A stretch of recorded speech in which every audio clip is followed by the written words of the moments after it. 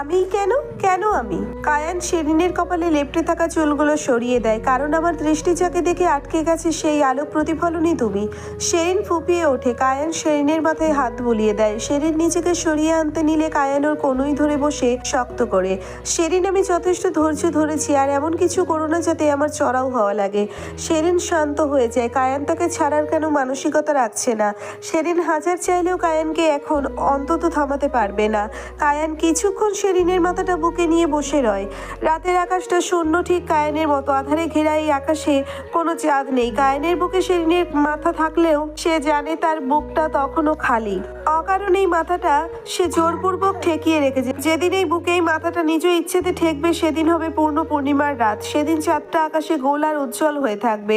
তার সাদা নরম আলো ধীরে ধীরে চারিদিকে ছড়িয়ে পড়বে। চারপাশে অন্ধকারটা মুছে গিয়ে পৃথিবীটা হালকা রূপালী আলোয় ভরে উঠবে।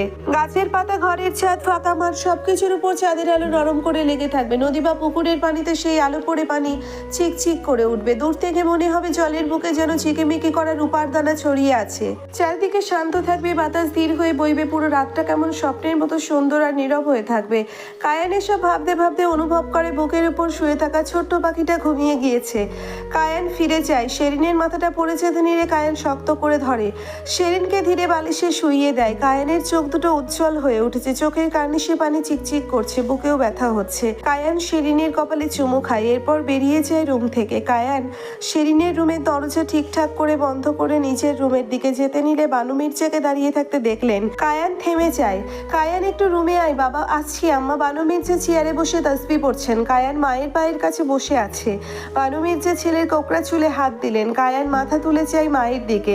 বানু মির্জার চোখের পানি, তিনি নিচু হয়ে ছেলের কপালে চুমু খেলেন। তারই সাথে তার চোখ বেয়ে পানি গড়িয়ে পড়লো কায়ানের গালে।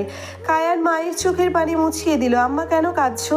বানু মির্জা ছেলের মুখশ্রী আলতো হাতে জাপটে ধরে বলতে লাগলেন, আমি মা হিসেবে ব্যর্থ যে, তাই কাঁদছি। তুই এই পরিবারের জন্য নিজেকে বলি দিয়ে দিলি কায়ান। সেখানে মা হিসেবে আমি তোর জন্য কিছু করতে পারিনি। সামান্য সেই নারীকে তোর জীবনে এনে দিতে পারিনি যার জন্য তুই পাগল। কাঁদবো না কেন বলতে পারিস? তোর জীবনে কোনো শখ যে মা হিসেবে আমি দিতে পারলাম না। তোর জীবনে কোনো সুখ যে মা হিসেবে আমি দিতে পারলাম না আজও। কায়ান মায়ের হাত দুটো ধরে সে হাতে চুমু খায়। তুমি কিছু করনি আম্মা। আমি নিজের ভবিষ্যৎ সেদিন নিজে বেছে নিয়েছিলাম এবং আল্লাহ আমাকে এখন সেই উপযোগী করে তুলেছে নিজের ভবিষ্যৎ আবার শুধরে নেওয়ার। আম্মা, কষ্ট নয়, আমার জন্য দোয়া করুন। ইনশাল্লাহ জীবনের সব থেকে নতুন শুরুটা আমি এবার করব।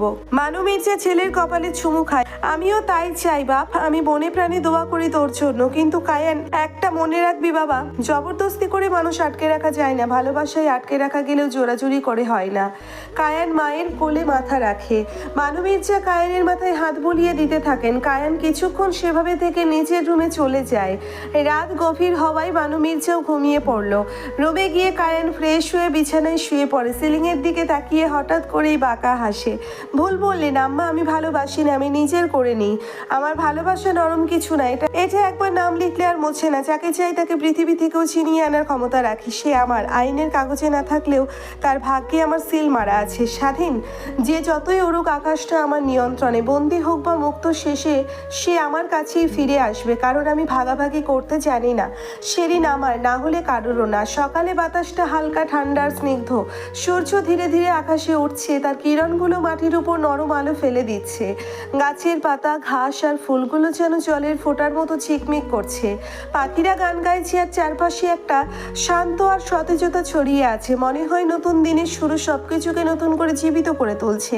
উত্তর দিকের জানালার পর্দাটা সরানো ছিল। ব্যালকনিতে সকাল থেকে দুপুর পর্যন্ত অনেকটা রোদ থাকে।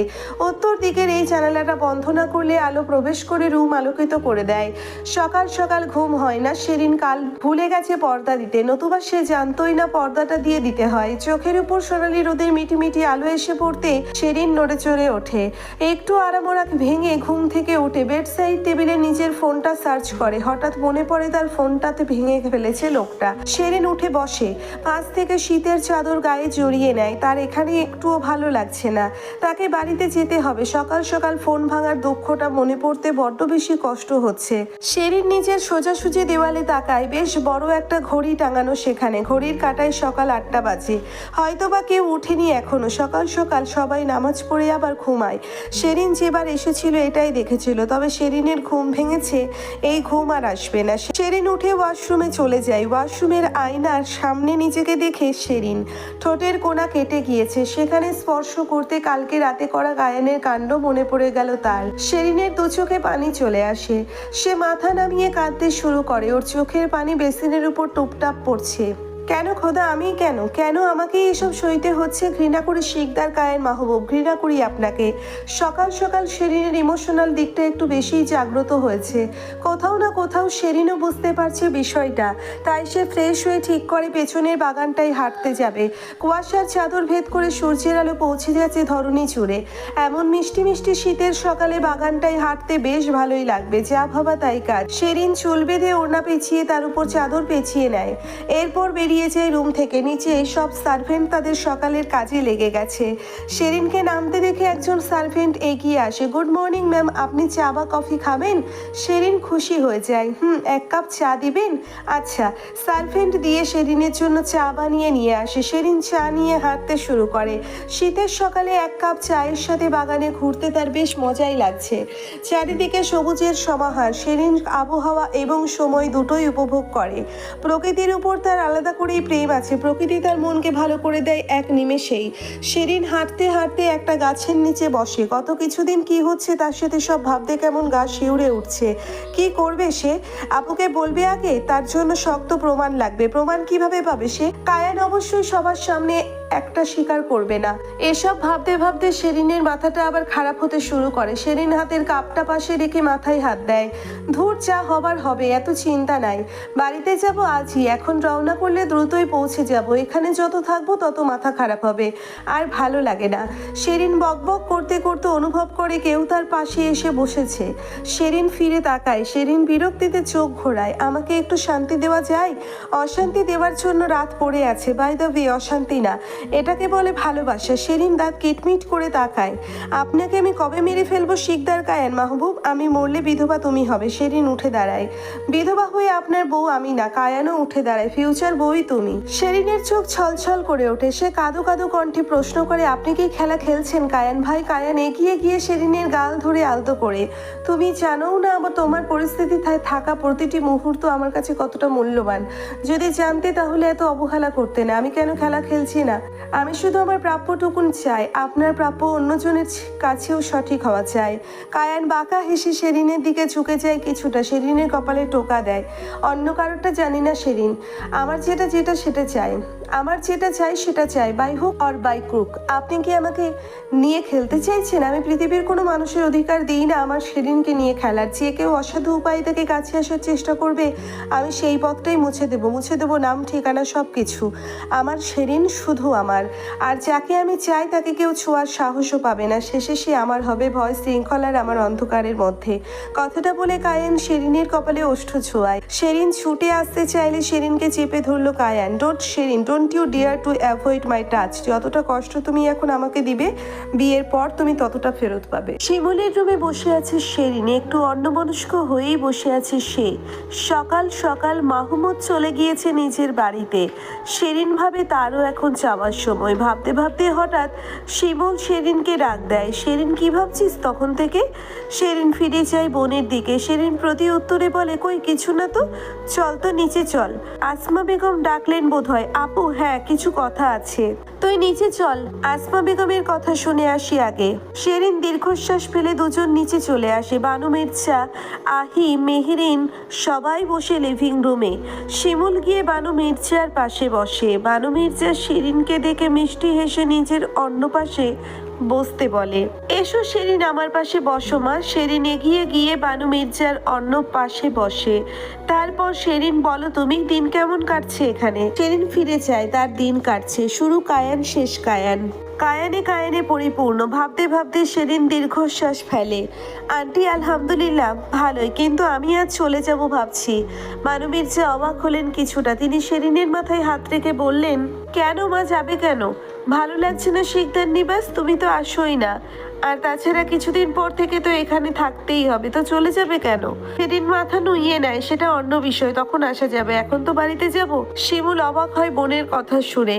সেদিন আসমা বেগম এত মিষ্টি করে বলছে, তুমি কেন এভাবে বলছো? সেদিন মাথা তুলে তাকায়, সে কিছু বলবে তার আগেই মেহেরিন বলে, আহা, হয়তো সেদিন সেদিনের জন্য আপসেট। আই এম সরি সেদিন চারিফ, জিনু তোমরাও বাচ্চা, বিশ্বাস করো। আই এম সরি সেদিন চারিফ, জিনু তোমারও বাচ্চা, বিশ্বাস করো। আমি সেদিন একটু ফেড আপ ছিলাম। সেদিন অবাক হয়, সে তো এমন কিছু ভাবছিলই না। মানিম মির্জা ভ্রু কুচকে তাকায়, কি বলছো তুমি সেদিনকে?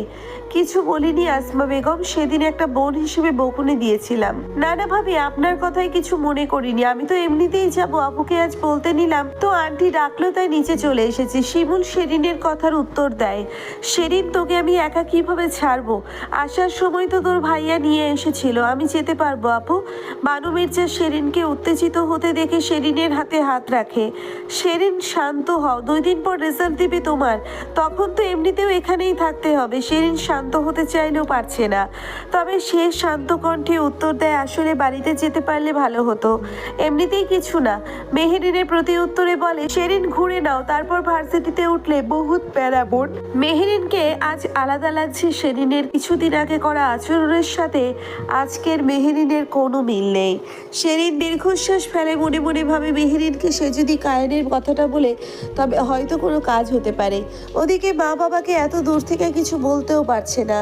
মেহেরিন হয়তো সেদিন সত্যি স্ট্রেসে ছিল, তাই হয়তো এমন আচরণ করেছে। এমনিতে মেহেরিনের চরিত্রটা তার হৃদয়ে সুন্দর একটা চরিত্র, মেহেরিন হয়তো বিষয়টা বুঝবে। সেরিন মনে মনে ঠিক করে আজ সে মেহেরিনকে বলবে সবটা। সবার আবদারে আর একটা দিন থাকতে রাজি হয় সেরিন, কাল চলে যাবে। আহি কিছুটা এগিয়ে দেবে। আজ সকালের পর থেকে কায়ানকে দেখেনি সেরিন, হয়তো অফিস গেছে। ওদিকে জেবনান তো বহুত আগেই অফিস চলে গেছে। দুপুরে লাঞ্চ করার পর মেহেরিন তার রুমে ছিল। সেরিন ভাবে এটাই সুযোগ, তাকে কথা বলতে হবে। সেরিন ভাবতে ভাবতে মেহেরিনের দরজায় টোকা দেয়। মেহেরিন ভেতর থেকে আওয়াজ দেয়, কে? ভেতরে এসো। সেরিন ভেতরে প্রবেশ করে। মেহেরিন বিছানায় বসে ফোন দেখছে। সেরিন এগিয়ে গিয়ে বলে, ভাবি। মেহেরিন ফোন থেকে মাথা উঠিয়ে সেরিনের দিকে তাকায়। সেরিনকে দেখে গলা ভরা হাসি দিয়ে বলে, বসো বসো, কি খবর বলো। সেরিন বসে বিছানার এক কোণায়। ভাবি, কিছু কথা বলতাম। সেরিনের মুখশ্রী দেখে মেহেরিন কিছু আন্দাজ করতে পেরেছে। মেহেরিন সেরিনের হাতে হাত রাখে। কি বলবা সেরিন, কিছু হয়েছে আপু? আমাকে নির্দ্বিধায় বলতে পারো কি হয়েছে। মেহেরিনের এই কথায় সেরিন আরো সাহস পেল। সে একটা শুকনো ঢোক গিলে বলতে শুরু করলো, ভাবি আসলে সেদিন যখন আপনাদের ছবি তুলতে গেছিলাম সেদিন দেখি কায়ান ভাইয়ের ফোনে মেহেরিন ভ্রুকুচকে তাকায়। সেরিন ঘামছে প্রচন্ড। মেহেরিন সেরিনের কপালের ঘাম মুছিয়ে দিয়ে বলে, ফোনে কি? ওই ছবি আমার ছবি। কায়ান ভাইয়া ডিস্টার্বিং মুডে থাকে সব সময়। আমাকে আমার মনে হয় উনি আমাকে ব্যাড টাচ। পুরো কথাটা শেষ করার আগেই সেরিনের গালে পড়লো চর। সেরিন চোখ বড় বড় করে তাকায় চরটা খেয়ে। মেহেরিন রাগান্বিত দৃষ্টিতে তাকিয়ে আছে তার দিকে। সেরিন কিছু মুছে ওঠার আগেই মেহেরিন ওর হাতটা শক্ত করে চেপে ধরে। খবরদার আমার স্বামীর বিষয়ে এমন কিছু উচ্চারণ করবে না। সেরিন, তুমি কি বলছো ভেবে বলছো? আমাকে বলেছো আর কাউকে বলো না। সেদিন তুমি জানো কায়েন আমাকে কত ভালোবাসে। কাল রাতেও আমরা ইন্টিমেট হয়েছি। সেরিনের চোখ দিয়ে পানি পড়ছে। সে ছলছল দৃষ্টিতে তাকিয়ে আছে মেহেরিনের দিকে। মেহেরিন একটা মিথ্যা বললো, ডাকা মিথ্যা। কাল রাতে কায়েন ছিল সেরিনের রুমে, সেটা সেরিন অবশ্য পুরোপুরি জানে না। তো ও আমাকে যতটা ভালোবাসে আমি ব্যতীত অন্য কারোর দিকে তাকাবে এটা সম্ভব না। একথা ভুলেও আম্মা বেগমের সামনে বলো না। তোমার তো খারাপ হবে এই সাথে তোমার বোনের সংসার। তুমি এই অভিযোগ করার সাথে সাথে আম্মা বেগম তোমার বোনকে এ বাড়ি থেকে বেরিয়ে দেবে। তোমার হয়তো খারাপ লাগছে, তুমি এক কাজ করো, কাল চলে যাও, মনটা ভালো হবে। এসব চিন্তা আর করবে না, এসব নিয়ে ভেবো না। বুঝাইতে বোনের সংসার যেখানে তুমি এমন একটা মানুষের সম্পর্কে এসব বলছো যে ইনোসেন্ট। আমার কায়ান সত্যি ইনোসেন্ট শেরিন। কথাগুলো শেষ করে মেহেরিন শেরিনের গালে আলতো করে হাত রাখে। শেরিন দেখো, আই এম সরি, চটটা রাগে মেরে ফেলেছি। লক্ষ্মী বোন, আমার অমন স্বামীর উপর এমন কিছু এলিগেশন এনো না যেটা আমি সইতে পারবো না। শেরিনের ভেতরে জাগতে থাকা আশাটুকু ফুরিয়ে গেল নিমেষেই। সে আর কোনো কথা না বলে উঠে রুম ত্যাগ করলো। মেহেরিন শেরিনের যাওয়ার দিকে তাকিয়ে রয়। বাঁকা হাসে সে। শিকদার কায়েন মাহবুব, আমার চালটা আমি চেলে দিলাম। শেরিনের মনের ভেতর নানা ধরনের বিষয় উথাল পাথাল খাচ্ছে। কিছুই ভেবে পাচ্ছে না কি ঘটেছে তার সাথে। শেরিন রুমে গিয়ে বসে, মাথাটা ঝিমঝিম করছে। এত চিন্তা একসাথে নিলে কিভাবে হবে? না, বাড়িতে তাকে যেতেই হবে। গাড়িতে না গেলে যে আর হচ্ছে না। মাকে সব বলবে শেরিন।